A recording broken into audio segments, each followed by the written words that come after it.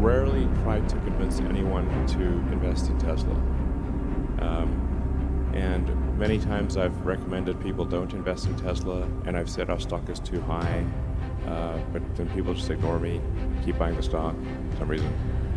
Every genius has a touch of madness. I thought you'd like that quote. Well, I agree with the madness part. So even with Tesla as a publicly traded company, I think it's down 40% or something from its high, is selling at 70 times earnings. Meanwhile, Mercedes-Benz, which now produces EVs, is selling for 6 times earnings and yielding 5%. Why should I invest in Tesla rather than Mercedes-Benz? Well, I actually rarely try to convince anyone to invest in Tesla. And many times I've recommended people don't invest in Tesla, and I've said our stock is too high, but then people just ignore me and keep buying the stock for some reason. I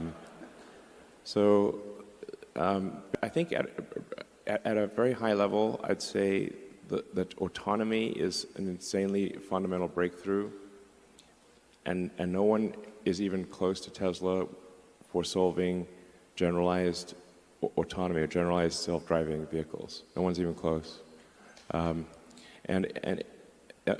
With self-driving, as I was talking about earlier, the car becomes, call it roughly 5 times more useful, but it costs the same to build.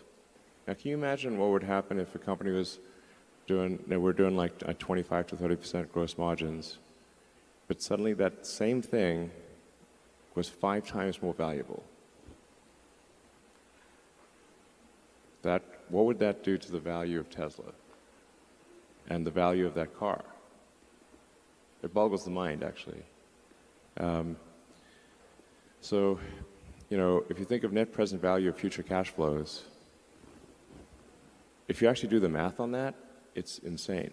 Then there's also the Optimus program, which is our humanoid robot, where we'll leverage our manufacturing expertise and the intelligence we've developed for self-driving to have a useful humanoid robot.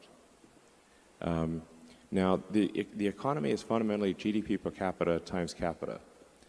If you no longer have a constraint on capita because of a useful humanoid robot, it is not clear that there's any limit to the size of the economy.